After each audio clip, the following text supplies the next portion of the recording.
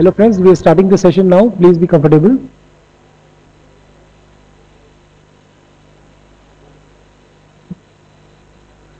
This is a session on practical insights in effective PR and media coverage. And we have Judith Ostronic moderating the session. Then we have Lakshmi Rebecca of Chai with Lakshmi. We have Acharya of Nayak Genome. And we have Abhimanyu Ghoshal. He is a freelance journalist. I would like to have Judith take over from here. Please. Thank you. Can everybody hear me? Good? Okay, great. Thank you all for being here today. This is exciting. We have a good panel. I'm going to make this introduction pretty brief because we only have 30 minutes and we've got some great issues and areas to cover. So just for background, my name is Judith Ostronic and I am with Burson Marsteller. I'm the Asia Pacific Regional Director for New Business and Marketing. I've been with Burson for about 7 years now and I've been in India for almost 2 years now. Being in India has been fantastic and has definitely shaped my perspective about communications and the approach to communications. But I'll be honest, I'm just as excited to hear from our panelists tonight as you are because I continue to learn and I learn about communications as an industry here in India and I think that these three have some really unique perspectives. So with that, I will start with Lakshmi and we'll go right to left and just have them give you a quick little brief background on each. Sure, thank you, Judy, and it's great to be here. I produce, direct, and anchor India's first award-winning online talk show. It's called Chai with Lakshmi. And my business, which is called Red Bangle, is the production house that produces this. So we're a full-service production house with a product of our own, which is Chai with Lakshmi. That's me.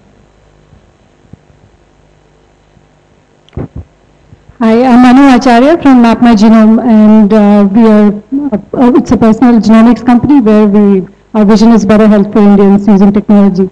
And this is officially my second startup, so I'm excited about that. Hi, I'm Abhimanyu Ghoshal, and I'm a freelance journalist. I actually write for the likes of The Next Web, Lifehacker India, Gizmodo India, AppStorm, Android Shock, and so on. So I'm mostly interested in startups, design, productivity, and so on. And I'm also the editor of ATB magazine, which is India's first and right now only lad magazine. Thanks. Thank you. To get this started, I'd love to see a quick show of hands. How many people in the room are the actual CEO of their company? A good portion of you. How many of you are, say, the communications director or a chief marketing officer in some way related to the communication side of it? Great. And then one last question. Of the CEOs in the room, how many of you do have a designated person whose job it is to manage your communications and do your media outreach and do all that? Okay, that's very helpful. So interestingly, the last couple of weeks, last couple of days actually, we've been able to have some great conversations. And it became very clear to me that we have some unique perspectives based on the background and the experience that these three individuals bring to the panel. But as we were talking, and sometimes we talked as a group and other times it was one-on-one, I found that three key elements were emerging every conversation. And when we were talking about, one thing we certainly agreed on as a team was that a communication strategy and a PR approach is absolutely critical no matter what your business is, whether you are Microsoft or whether you are starting up with a mom and pop shop. And so with that in mind, we were addressing the key components of those communications plans and those PR strategies. And I think we agreed that the first one is clearly you have to have a message. A message is important. What are you saying? What is it you're trying to get out there? The second is who are your stakeholders? And that will vary from company to company. But is it investors? Is it potential talent? Is it customers and clients? And who, is it media? There's a number of stakeholders that you could be trying to reach through your PR strategy. And it's critical to identify them because then you know which channels to go through. Which brings me to my third element that we talked about, which was the spokesperson. And is it really important for the CEO to be the spokesperson? Is that person always the most equipped? And the answer is maybe. We don't really know. And it will vary from company to company. But with some of you in the room being PR experts and communications experts, and others of you being experts in what you do, whether it's a service that you're selling or a product that you're selling, PR might not be your thing. And so with that in mind, I want to direct the question first for Lakshmi and to Anu, and the question being that at what point in your launching of your startup or launching of your business do those three things need to be in place? And when is it too soon? When is it too late? Is it ever too late? And where would you start? Lakshmi? Sure. In my case, specifically, because it's a media brand, I think for me the positioning was very, very important to know what the talk show was going to be about, and therefore to be able to describe it, because obviously otherwise why do you expect people to come back and watch more of it, right? So therefore the messaging was part of defining what this was going to be about. And so that was the easy part. Next is the stakeholders. Yes, as a startup, we went through a phase where we thought, okay, it's not just the viewers, it's also maybe potential investors, maybe, we also wanted a lot of coverage and stuff. So there were multiple things that we tried to do, but I think as the business has evolved, we've come down to one thing. The most important stakeholder for us is the viewer. The more viewers, the better, everything else will follow. And I think the last bit is Spokesperson. Spokesperson. Okay, there are two things to this, and we talked about this. For the talk show, as a talk show anchor, I am and probably will continue to be the spokesperson for a while until our viewership grows so big that I can't handle all the communications, and I really hope that happens. But for the business part, Red Bangle, I think as the boutique production house grows, directors of specific films that we create should be spokespeople for the products, for the firms, that is. So I think that's what's going to work for us. Very good. Anu? Yeah, so there's a big advantage in this new startup because we managed to be able to create a vision for the company much before we actually started off on our PR exercise, and that was before we officially launched the company. So I think we started with the team and created a message, made sure that we all agreed that better health for Indians using technology was what we all agreed upon, and that was something that not only I passionately believed about, but it was everybody that we recruited in the company. So that was the start of the message. But I think we started off with either writing articles or writing that ourselves. But I think it's never too early as long as you have the message and you have the vision correct within your statement. So I think that's how we got started. And then we've continued it with many different approaches to be able to look at various different stakeholders. And in our case, because we are entering into a completely different target audience, which is the consumer, we decided that this is going to be one mass awareness program, because this was the first time somebody in India was doing that. And so it was necessary to be able to address multiple different segments. One was the whole consumer space, the average consumer who would be able to take these tests. The second was the doctor or the physician who's probably heard of this but was not very clear about what the benefits of genetic testing were all about. And then the third was, how do you attract the best talent? So we've already been known as a genomics company. I think that was easy, but it was still necessary to be able to attract people from the healthcare space to be part of our company.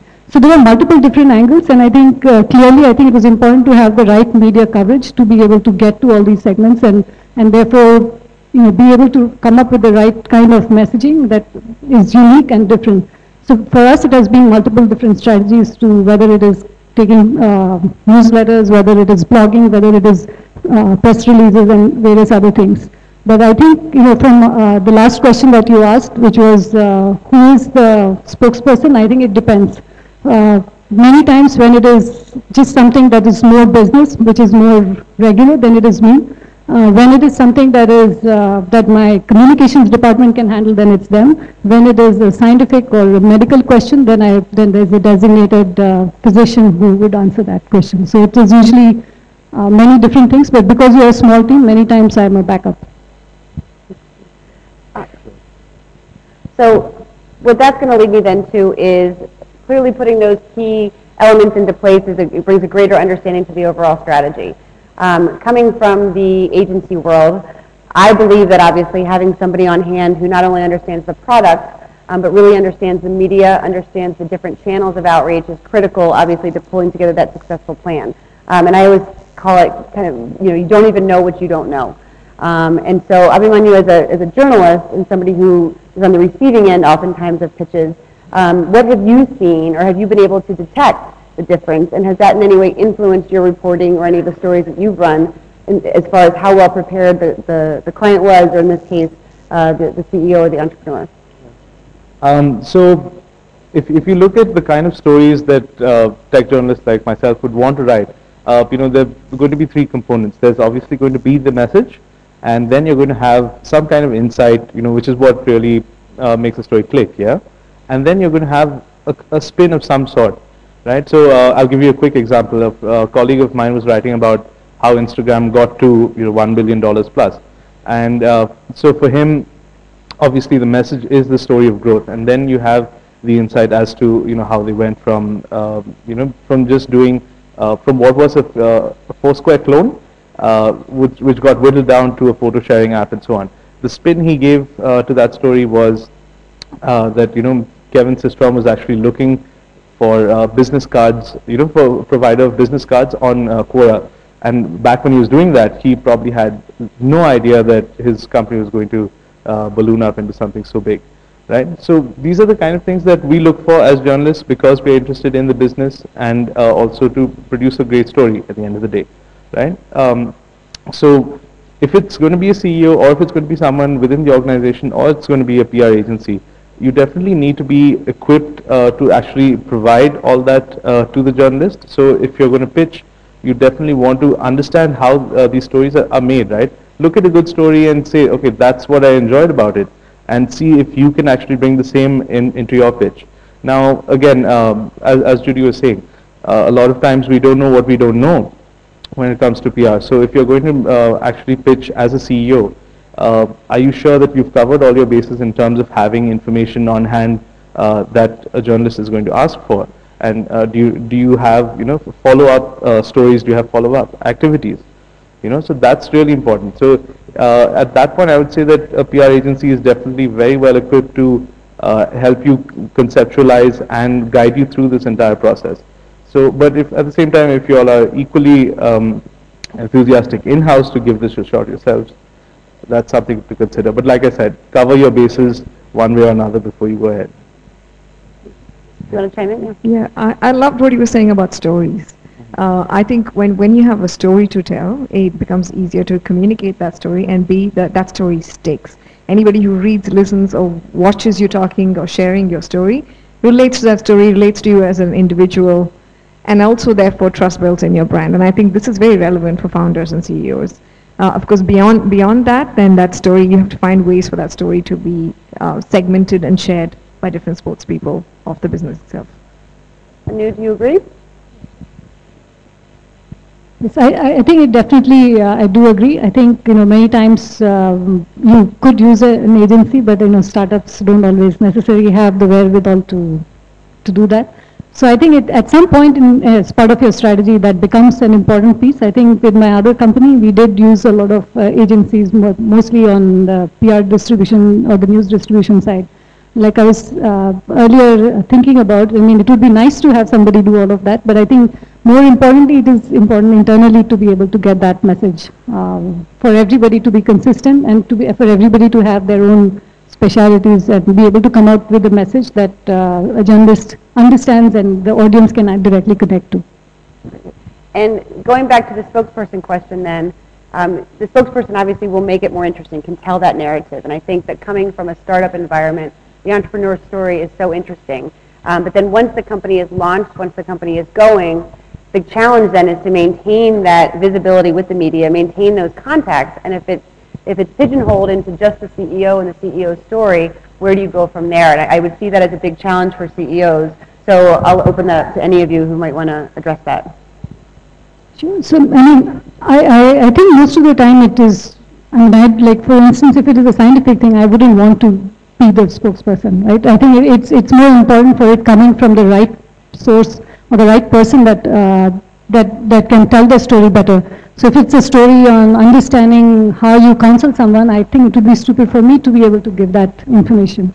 So I think it depends. So I don't necessarily believe that the CEO is a spokesperson all the time. In the beginning, I think I did do that in the first company, but that was a very different audience. Now we have a very different audience. So I think it depends on the audience you're trying to talk to. If you're talking to a physician, I think a physician connects much better to a physician. Similarly, I think if you're talking to a generic audience, I think a person within the company who's done that, or if it is somebody who's more that a person can connect to, I think it is better to do that. So it is definitely not a one standard answer. I think it depends on who the journalist is, what you're looking at, whether it's social media, whether it's regular media, whether it's different things. So different things for different people.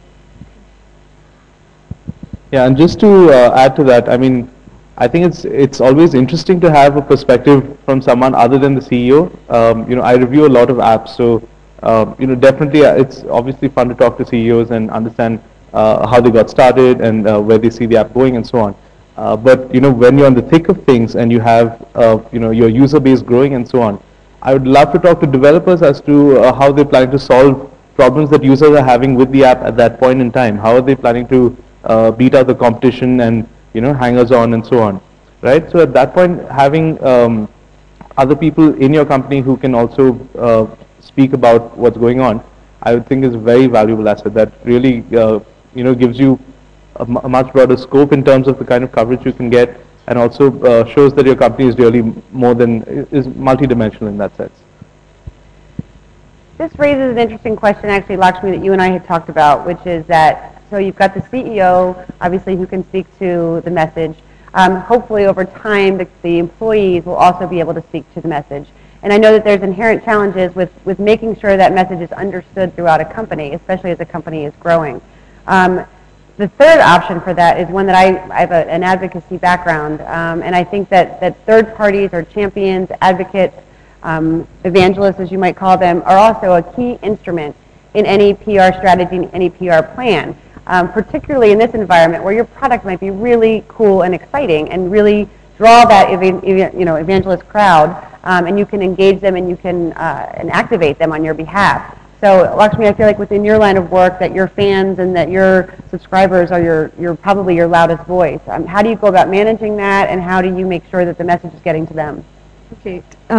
Obviously, we're very active on social media, so there's messages going out every single day, and we try to publish some little thing on the website at least 5 times a week, because whilst there's a talk show, producing a talk show is heavy duty.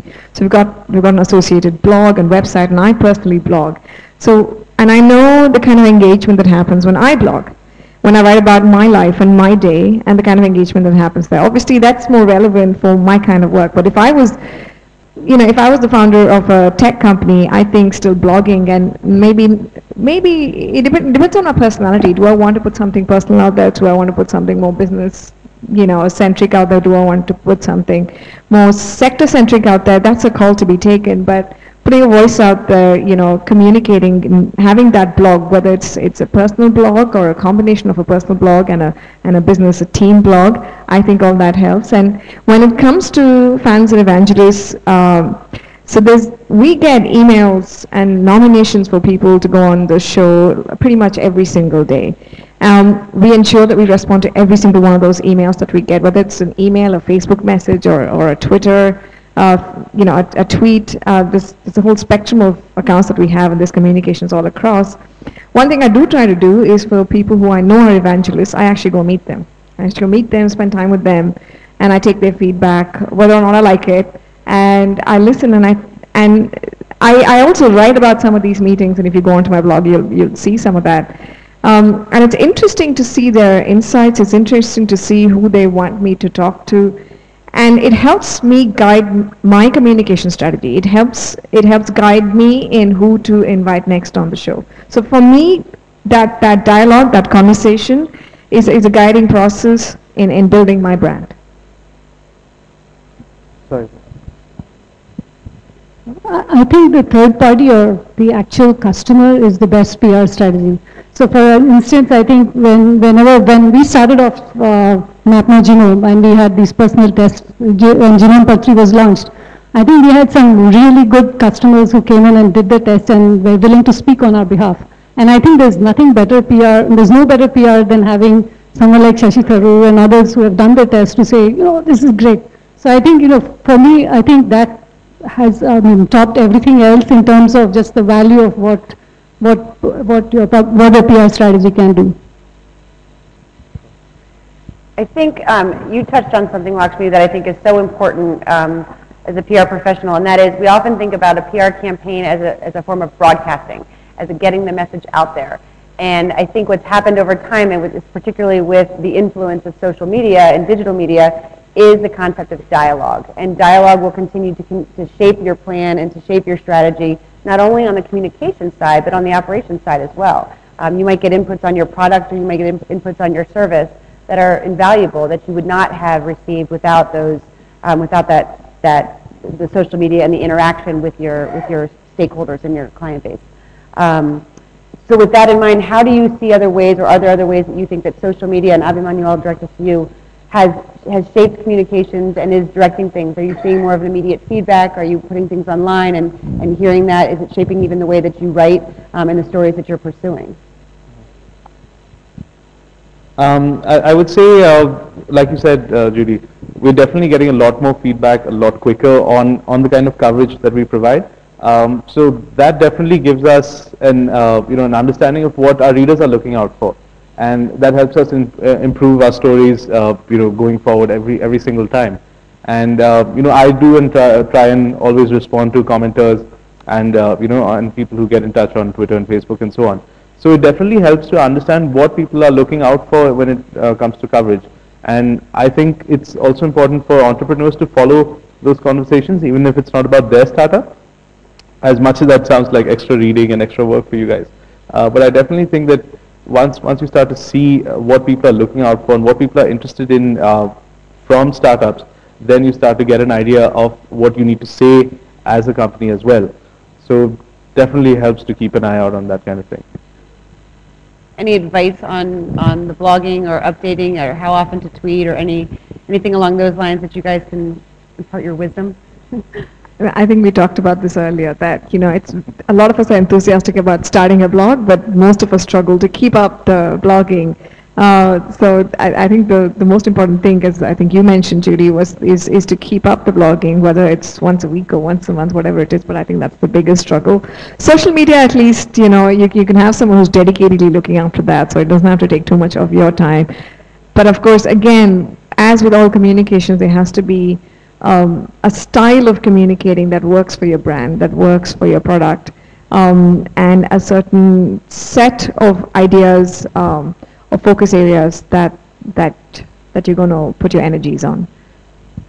Yeah, I think we have a very strong social media strategy. So for instance, whether it's the Facebook page or the Twitter account, so we have multiple people operating that. But I can clearly tell who's posted what. But it's 3 or 4 people who are responsible for updating our pages, and there are 2 Twitter accounts and so on. So I think we do a lot of that. But I think at some point of time, I think our work will get us so busy that it will probably make more sense having somebody else responsible for doing all of that.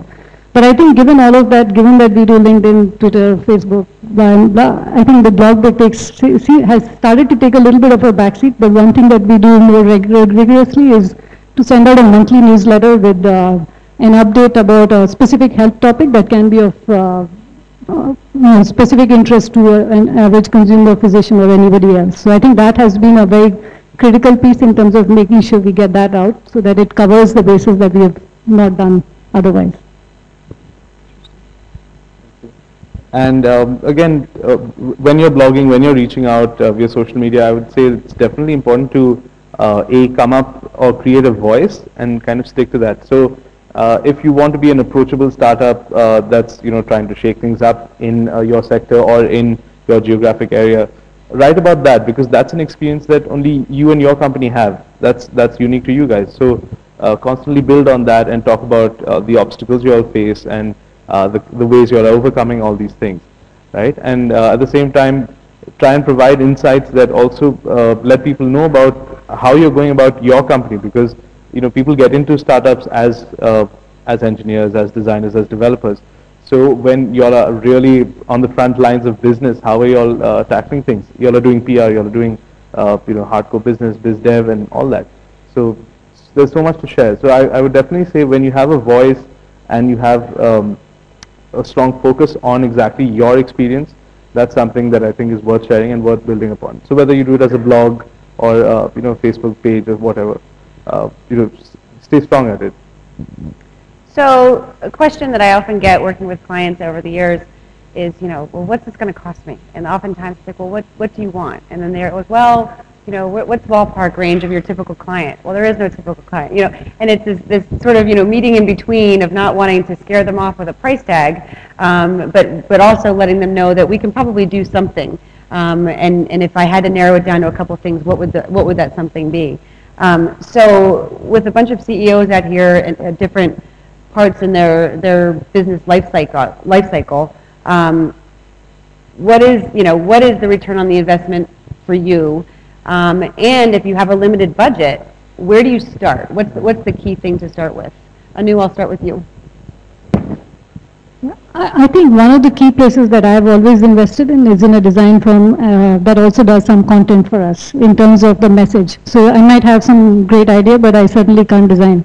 So I think it was important that in order to get the right message across, to have the right kind of branding or the image that we are building. So that is the first thing that at least I have spent a lot of time on. And the second thing is to come up with very creative names that will connect to the audience at once. And I think that automatically gets, so for instance, when we named our product as Genome Patri, I think it automatically got the attention for not just people, but media and various other people. So I think that is the sort of things that you can do as a startup because it doesn't cost you that much.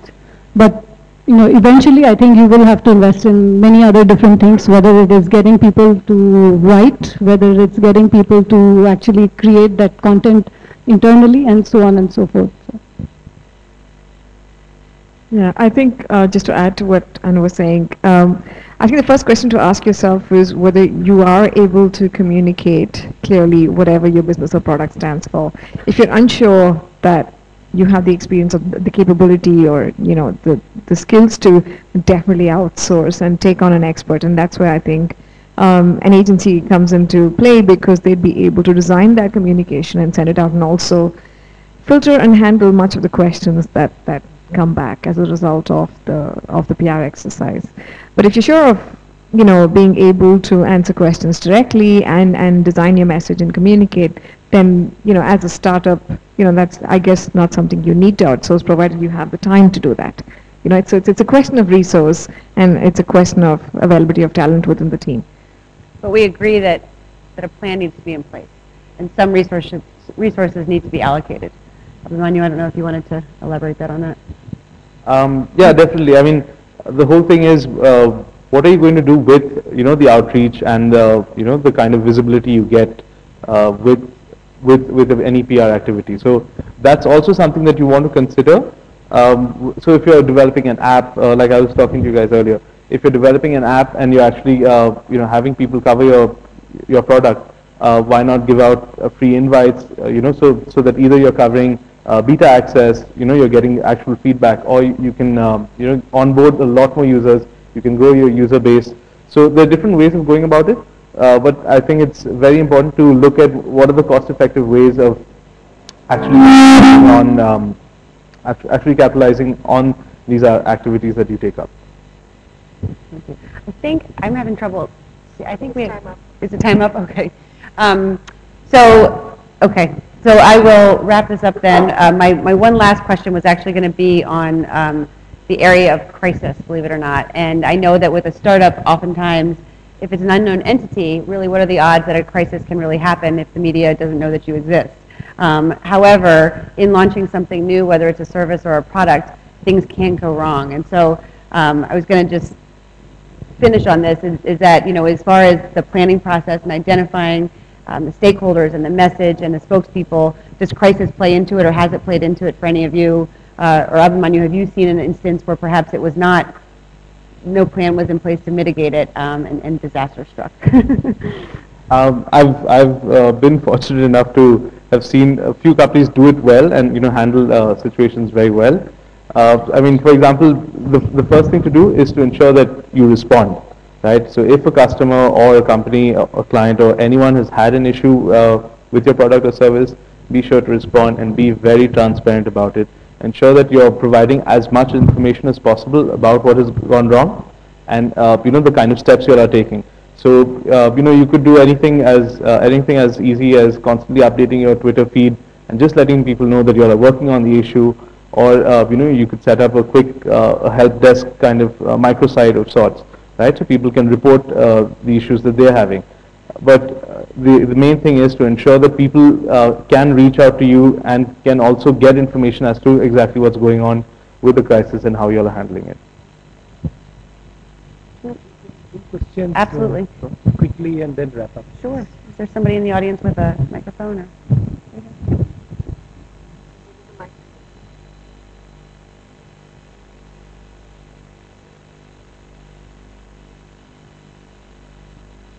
as you saw earlier, half of us here are startups slowly gaining traction, slowly finding our ground. Most of the startup crew are comprised of co-founders basically. So in a situation like this, where we are struggling with our revenues and we are slowly building our team, is having a spokesperson or hiring a pro a luxury that we shouldn't, we should set aside for the time being? It depends what the. So you have to ask yourself, why do you even need to be noticed, and who you trying to draw the attention of. Are you looking at an investor? Are you looking at the general public so you have more consumers? Are you just building brand goodwill equity? But that's something that can be done later. So the question is why, right? And then the second question is how, I think. So once you've answered why, then you know how and how much to spend. In most cases, unless you get to the point where you're generating revenue, or you've got a lot of traction and you have a lot of users, then until then there's really no need to, I think, to go out there and spend money, or even organically, even if you're not, having an agency or using like a newswire, to go and put a message out there and ensure that that message gets published on a few platforms. I'm really sorry, we are way over time, so can we take a question from that side, and the panelists will be here to, or if you have a question, please.